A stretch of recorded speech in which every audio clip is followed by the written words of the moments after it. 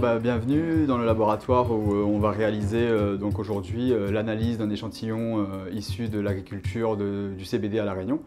Donc différentes étapes. Une première étape de broyage où la fleur est broyée afin d'être homogène. Ensuite on va peser une masse précise de l'échantillon qu'on va venir extraire avec un solvant qui contient donc une molécule dont la concentration est connue, et c'est grâce à cette concentration connue de cette molécule, qu'on appelle l'étalon interne, qu'on va pouvoir calculer les concentrations de THC, de CBD ou encore de CBG présentes dans la fleur, donc dans l'échantillon fourni par l'agriculteur. Donc ensuite, grâce à cette analyse, on va avoir le taux de CBD, de CBG et surtout le taux de THC, donc il doit être inférieur à 0,3. Donc si c'est le cas, moi je vais fournir un rapport d'analyse à l'agriculteur correspondant à la variété qu'il m'a donné. Et s'il est en dessous de 0,3, ben, l'agriculteur, grâce à ce rapport, il pourra commercialiser son lot de cannabis CBD. Alors, dans un premier temps, on va broyer l'échantillon pour que celui-ci soit homogène. Donc on part de fleurs qui sont issues d'une production d'un agriculteur. Donc on va sélectionner les fleurs, on va les broyer grâce à ce broyeur mécanique et on va obtenir un échantillon homogène pour l'analyse. Alors c'est une variété CBG, elle s'appelle l'Electarol. Donc on va retrouver, donc le CBG en fait c'est un cannabinoïde qui est, on appelle ça the mother of cannabinoïdes, donc la mère des cannabinoïdes. Pourquoi? Parce que c'est le premier cannabinoïde que la plante fait. Donc un cannabinoïde en fait c'est la condensation d'une molécule dite terpénoïde et d'un polyphénol. Et grâce à certains enzymes qui sont associés entre eux. Donc en fait un cannabinoïde, on peut appeler ça un polyphénol terpénique. Donc ça a un autre nom, ça s'appelle un cannabinoïde. Et en fait le premier d'entre eux qui va donner ensuite par dégradation ou par transformation enzymatique les autres cannabinoïdes, c'est cette molécule-là, le CBG. En fait, on essaye d'avoir un échantillon assez significatif par rapport à la production de l'agriculteur. Ça veut dire si l'agriculteur sort des kilos, évidemment, je vais demander plus que s'il sort des centaines de grammes. Parce que l'objectif est en fait que l'analyse soit vraiment représentative de ce que fait l'agriculteur. Parce que si lui, il a un contrôle, il faut vraiment que ce soit représentatif. C'est-à-dire que si on prend que les petites fleurs qui sont en bas de l'arbre, effectivement, il n'y a pas de trace de THC. Mais si on prend les grosses fleurs qui sont tout en haut, effectivement, il y aura plus de THC. Donc il faut que ce soit le plus homogène possible pour que ce soit représentatif du lot qui va être commercialisé par la suite. Moi, je te parle de THC, pourquoi? Parce que c'est la molécule qui rend un échantillon légal ou illégal. Mais ça va être pareil pour l'ensemble des choses. C'est simple, on peut faire le parallèle aussi avec un manguier. Tu as un manguier, l'ensemble des mangues qui sont sur le pied n'ont pas tous la même saveur. Il y a des mangues qui vont être moins bien que d'autres, il y en a qui vont être matures plus ou moins avant les autres. Ça va être pareil sur ton cannabis.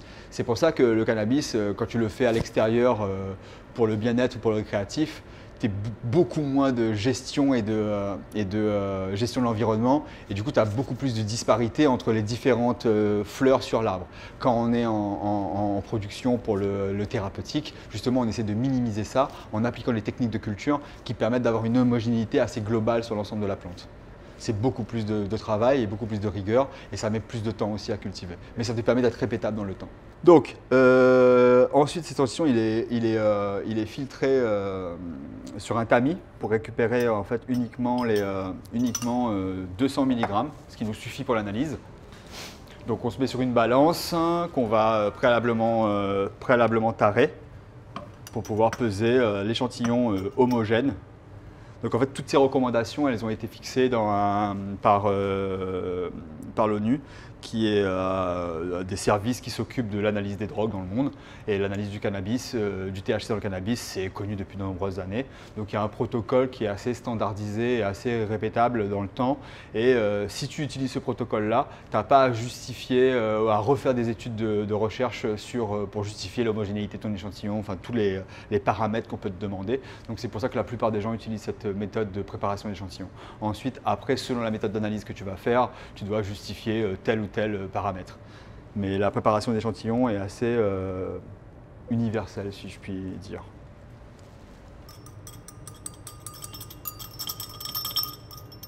Donc à la fin, on obtient.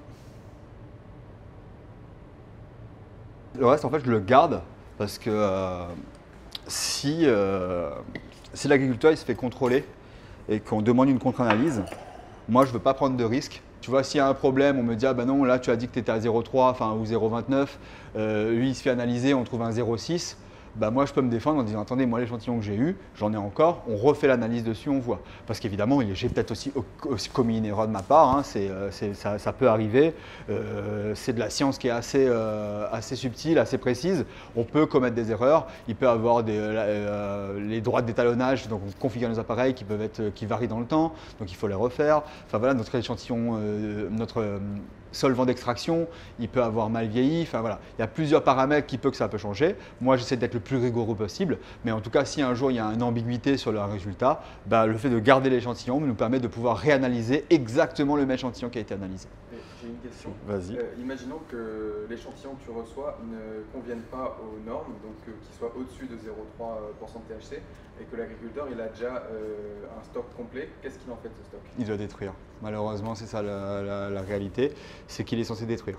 Donc, parce que même essayer de le travailler pour pouvoir le baisser, bah, pendant tout le process où il est en train de le travailler pour faire baisser le taux, il est un peu dans l'illégalité. Donc c'est le plus gros problème à l'heure actuelle sur la législation, mais il y a des jurisprudences. Ça veut dire qu'il y a des tolérances selon les taux. Ça veut dire que si les forces de l'ordre arrivent et que les échantillons ils sont autour de 0,3, 0,6 pour les fleurs et en concentration, ils ont le droit de monter jusqu'à 2% avant dilution. Parce qu'en fait, je t'explique, quand tu vas extraire les molécules, forcément tu concentres. Au niveau, tu n'as plus la matière végétale, la matière sèche, d'accord, tu n'as que les molécules. Et comme c'est un poids d'une quantité sur une quantité de matière, si tu as récupéré que les molécules et que tu regardes le pourcentage de THC dans cette résine-là, sachant que tu t'es débarrassé de toute la partie végétale, bien sûr, on est au-dessus des 0,3%. Mais normalement, cette résine-là qui a été extraite, elle est ensuite diluée dans de l'huile pour faire des gouttes de CBD. Là, forcément, dans le processus de dilution, il va ramener son THC en dessous des normes en vigueur. Donc en France, je crois qu'il y a une jurisprudence qui tourne et qui dit qu'on peut avoir des échantillons en laboratoire ou en phase de production qui atteignent les 2% de THC, mais pendant un temps vraiment défini, et ensuite il est redilué pour faire des huiles par exemple. Donc en fait, là moi ce que je suis allé chercher, c'est mon solvant d'extraction. Donc en fait, moi j'utilise que l'éthanol. Donc c'est un des solvants qu'on produit sur l'île, qui est issu de la canne à sucre par exemple. Et en fait, dans cet éthanol-là, pur, moi j'ai rajouté une molécule dont je connais précisément la concentration. D'accord? C'est ce qu'on appelle un étalon interne. Et en fait, en connaissant précisément la concentration de cette molécule-là, ça va me permettre de calculer la concentration des molécules de mes analytes, donc des molécules cibles que je vise, que ce soit le THC, le CBG ou le CBD. Donc ensuite, là, c'est la partie précise, rigoureuse de l'étape. C'est qu'en fait, on va utiliser un matériel que vous avez sûrement utilisé au lycée, en chimie. C'est une pipette jaugée à 2 traits. Donc en fait, c'est une pipette qui me permet de savoir qu'entre ces 2 traits-là, le volume est de 20 ml et il est très précis.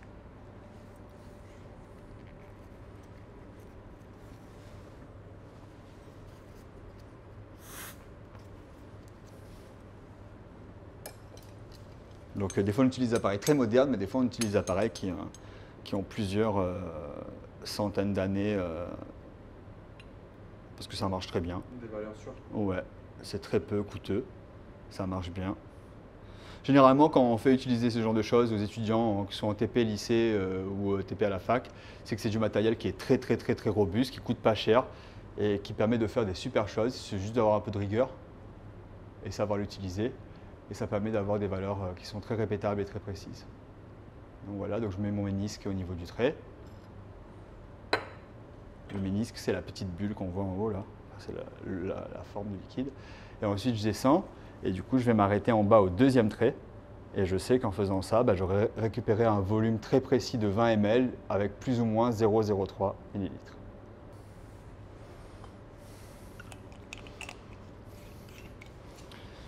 Voilà, on a récupéré l'échantillon de l'agriculteur, enfin les fleurs, 200 mg, sur lesquels on est venu rajouter 20 ml de notre solvant d'extraction qui contient notre étalon interne. Donc l'étalon interne, ce que j'ai expliqué, c'est la molécule qui va nous permettre de pouvoir calculer la concentration des autres cannabinoïdes qu'on veut déterminer.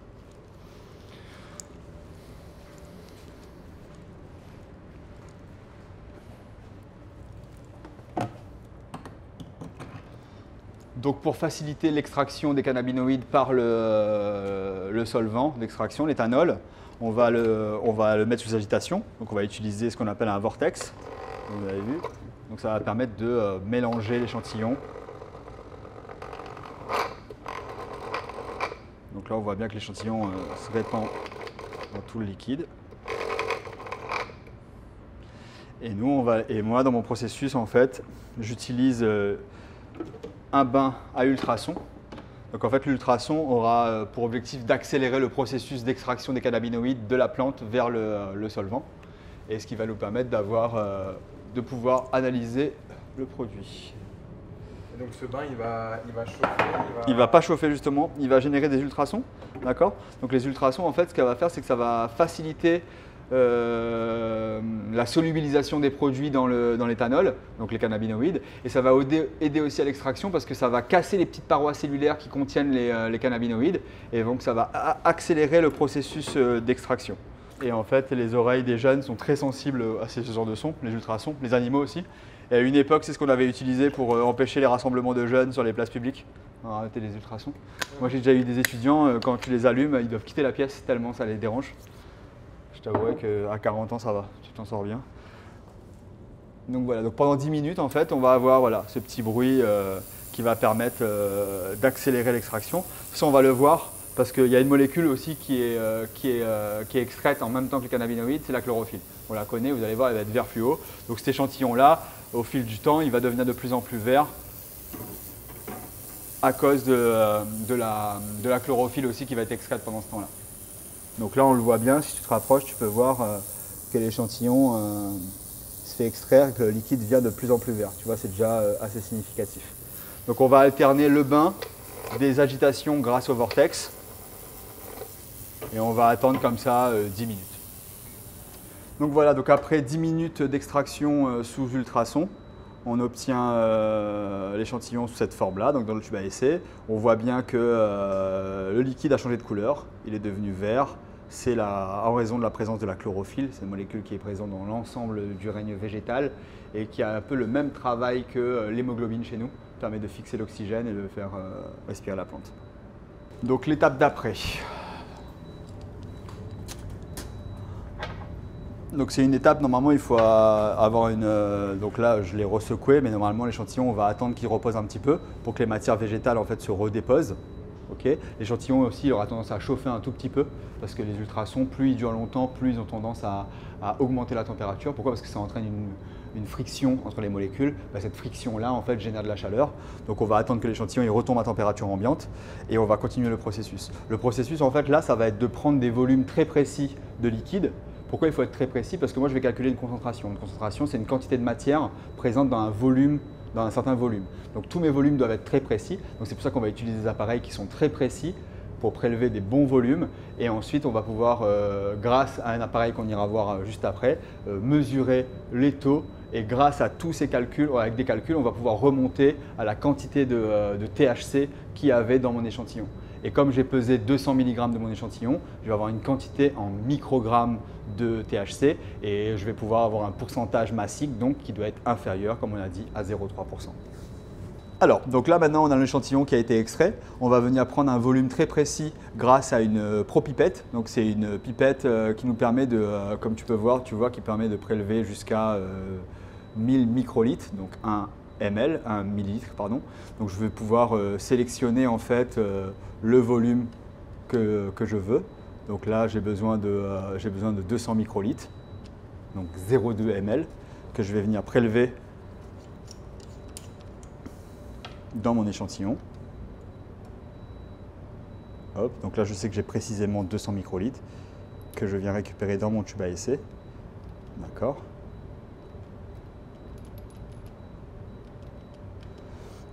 Donc en fait ce tube à essai là, donc il contient 200 microlitres. Donc il y a les cannabinoïdes qu'on veut analyser, il y a les autres éléments qui ont été extraits dont on s'en fiche un peu, et il y a également l'éthanol qui était notre solvant, je vous rappelle, d'extraction.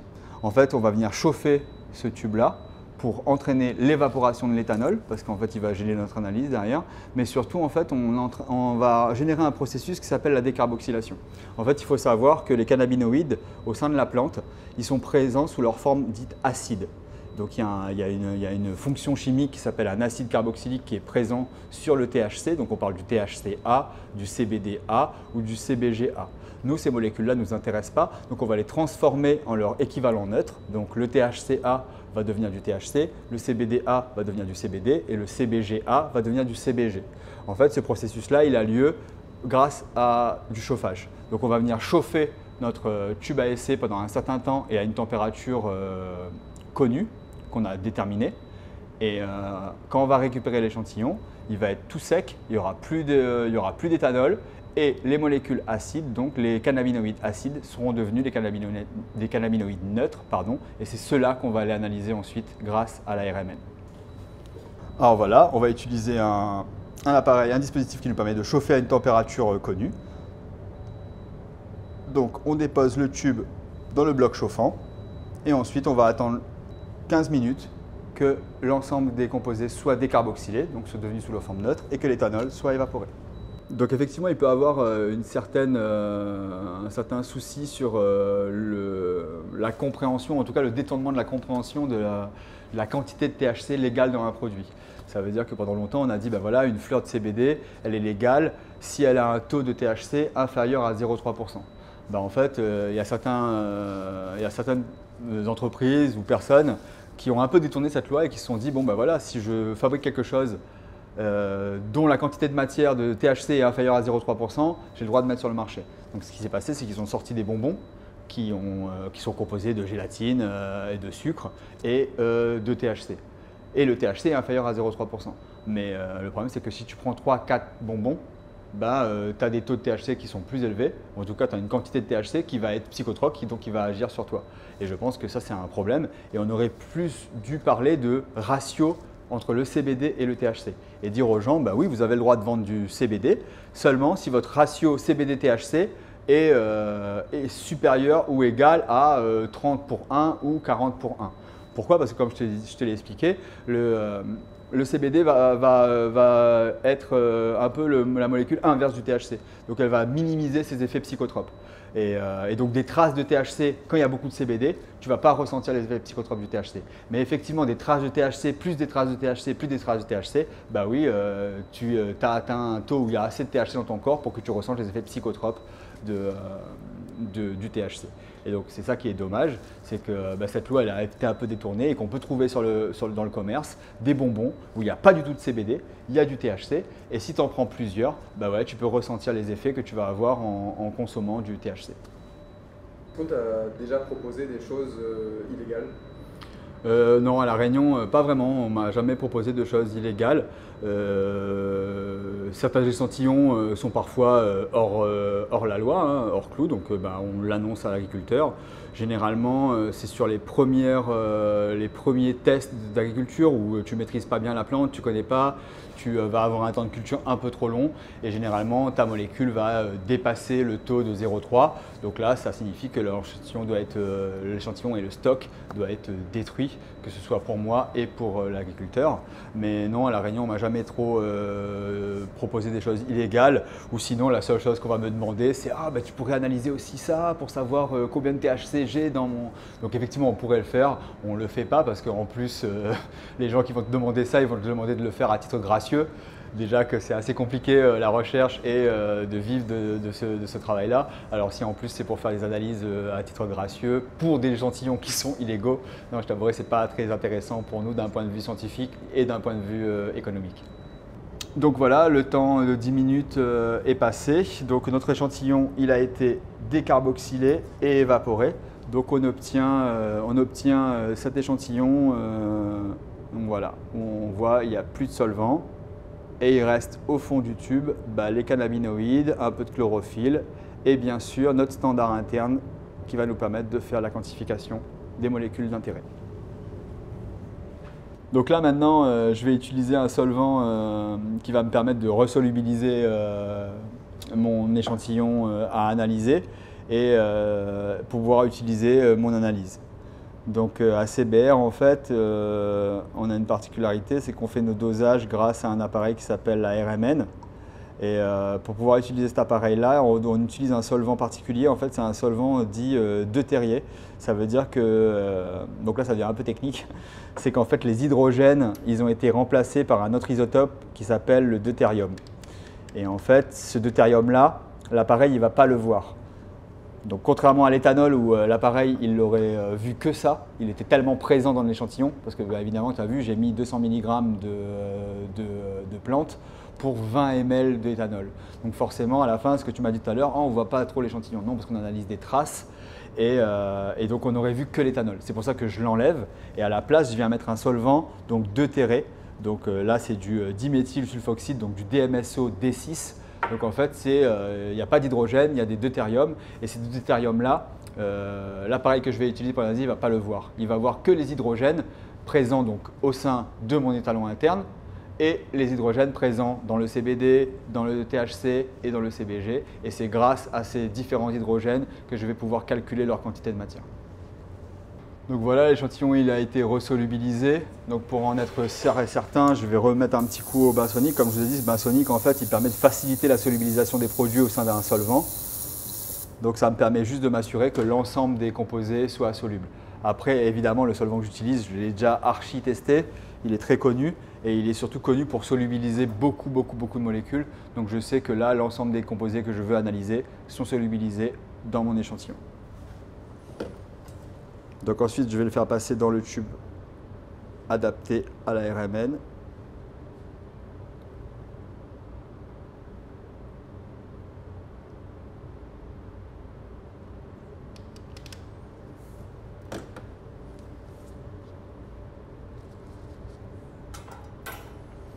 Donc voilà ce que j'obtiens. Et c'est ça l'échantillon que je vais envoyer dans l'appareil. Et c'est grâce à l'analyse de ce tube-là que je vais pouvoir déterminer les concentrations en CBD et en THC. Donc là, on rentre par l'entrée des artistes. Donc là, maintenant, on est dans le laboratoire de RMN du GIP Sirois. Donc RMN pour résonance magnétique nucléaire. Le parallèle que je peux vous faire pour cet appareil-là, vous le connaissez, vous, sous le nom de l'IRM. D'accord, l'imagerie par résonance nucléaire, magnétique nucléaire, pardon. Et l'IRM, en fait, c'est l'équivalent, c'est juste que dans l'IRM, c'est vous qui rentrez dans l'IRM et ça permet de faire une cartographie de votre corps et c'est utilisé en médecine pour pouvoir déterminer telle ou telle pathologie, peut-être sur des blessures musculaires, des types de cancer ou ce genre de choses. Ben nous, en fait, on utilise cette même technologie, mais pour déterminer des structures de molécules ou encore réaliser des dosages, donc des quantifications, c'est ce qui nous intéresse aujourd'hui. Donc de savoir combien de molécules j'ai dans un échantillon en présence d'autres molécules. La RMN est capable de faire ça. Donc on va venir introduire l'échantillon au sein de l'appareil. Donc on a la chance au GIP Sirois de posséder un passeur d'échantillons. Le passeur d'échantillons nous permet en fait de faire travailler l'appareil même en notre absence. Donc on peut lui mettre jusqu'à 24 échantillons, configurer l'appareil, lancer les manips et on va revenir le lendemain ou 2 heures plus tard et les échantillons ont été analysés et ensuite on n'a plus qu'à dépouiller les résultats au sein de l'ordinateur.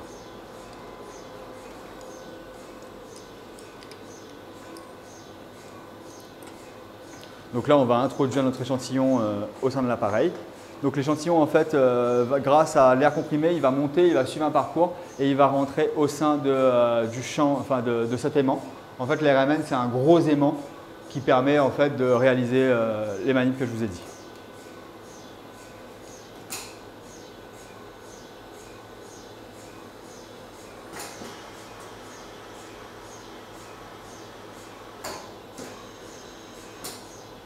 Donc là, on est parti pour un petit quart d'heure d'analyse parce que les analyses sont réalisées en triplicate. C'est-à-dire qu'on fait 3 fois l'analyse du même échantillon pour être sûr qu'on obtient 3 résultats concordants. Si les 3 résultats concordants sont concordants, ça me permet de sortir mon résultat final.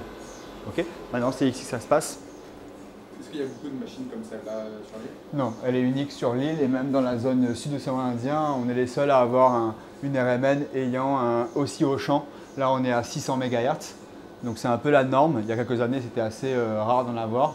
Maintenant, on est sur des 600 MHz ou des 1000 MHz. Ça peut être assez commun en Europe.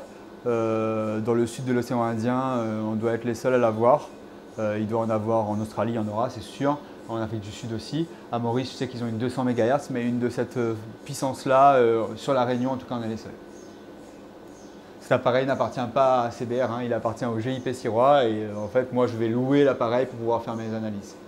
Comme on dit, mais sur une plateforme en fait pluridisciplinaire où il y a beaucoup d'activités scientifiques plus ou moins reliées et l'ensemble des appareils ou la majeure partie des appareils scientifiques sont mis à disposition pour les chercheurs académiques ou pour les chercheurs privés comme moi et du coup on a accès à ce matériel. Pour faire ce que je fais, on peut en trouver des moins chers en tout cas. C'est sûr que là, j'exploite une petite partie de son potentiel. Mais il est assez utilisé ici pour pouvoir justement faire des dosages ou pour faire de la détermination structurale. Donc ça veut dire qu'on peut lui mettre un composé inconnu et on peut, grâce au spectre qu'on va obtenir, essayer de déterminer la molécule qu'on a. Donc voilà, on a fini notre analyse. Donc ce qu'on obtient est représenté en bleu sur l'écran et en rouge, ce que je vous ai mis, c'est le spectre qu'on obtient quand on fait un spectre du CBG pur. Donc, comme je vous avais dit, la variété qu'on a analysée aujourd'hui, ce n'est pas une variété CBD, c'est une variété CBG. Donc on voit bien que dans le mélange bleu, donc c'est ce que je viens d'analyser, on reconnaît les pics caractéristiques du CBG. Vous allez voir, je vais descendre le spectre rouge et on voit bien que dans le bleu, il y a bien des signaux qui correspondent à mon CBG. D'accord ? Et moi, c'est grâce à ces signaux-là que je vais pouvoir déterminer la quantité de matière qu'il y a de CBG. Donc ici, on voit des signaux qui n'apparaissent pas dans le CBG pur. Et en fait, ces signaux-là, c'est la molécule que j'ai rajoutée dans mon solvant, qui s'appelle mon standard interne. Et c'est cette molécule-là dont je connais la concentration et qui, par des calculs, va me permettre de redéterminer la concentration du CBG. D'accord ? Donc après, dans l'échantillon, ce qui nous intéresse aussi, c'est la quantité de THC. D'accord ? Donc là, le THC, moi je sais que la présence de son pic, elle est autour de 6,36. Donc là, en fait, je vais zoomer et là, la seule quantité de petites traces de THC que je vois, elle est là. Et en fait, c'est assez connu, c'est que dans les variétés CBG, on a très peu de THC. Contrairement aux variétés CBD, où on peut avoir autant de CBD que de THC. Donc c'est celle-là où il faudra faire plus attention. Je vais vous donner un exemple tout de suite derrière. Donc là, on voit bien que l'échantillon est légal. Il y a vraiment des traces, mais totalement infimes de THC. Donc moi, j'ai déjà fait les calculs en fait. Et donc de cette variété-là, on est autour de 6 à 6,5% de CBG pour un taux de THC de 0,05%. Donc on est bien au-dessous de la norme. Et en plus, les 0,05% est un peu surévalué, je pense. L'appareil l'a quasiment pas vu.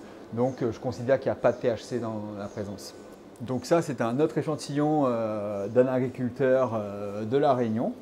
Donc on retrouve les différents pics caractéristiques du CBD. Donc voilà, en rouge ici, cette fois-ci, j'ai mis le spectre qui correspond au CBD. D'accord ? Donc on retrouve bien des pics correspondant au CBD au sein de l'échantillon que j'ai analysé. On revoit aussi ici mon standard interne qui me permet de faire le dosage. D'accord ? Donc on voit bien que, quoi qu'il en soit, les signaux majoritaires de l'échantillon sont du CBD. Mais cette fois-ci, si on va voir dans la zone où j'ai un pic caractéristique, donc comme je vous disais, du THC, ben on voit quelque chose qui est bien plus significatif que tout à l'heure, qu'on peut quantifier. Donc en fait, cette variété, c'est pareil, je l'ai déjà analysée, j'ai déjà fait les calculs, d'accord ? Parce que quand on a ça, c'est les données brutes, bien évidemment, il faut les traiter.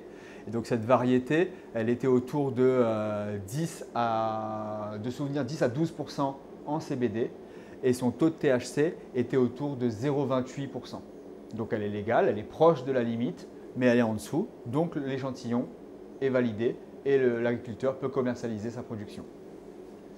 Donc voilà, moi après avoir obtenu mes résultats, ce que je fais, c'est que je réalise un rapport, comme on peut voir ici, donc qui va donner la quantité de THC. Donc tout à l'heure, je vous avais dit que c'était 0,05, donc non, finalement c'est 0,03 et un taux de CBG de 5,42.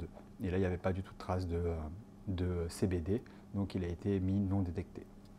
Et c'est ce genre de rapport que je fournis aux agriculteurs qui leur permettent de commercialiser leur production.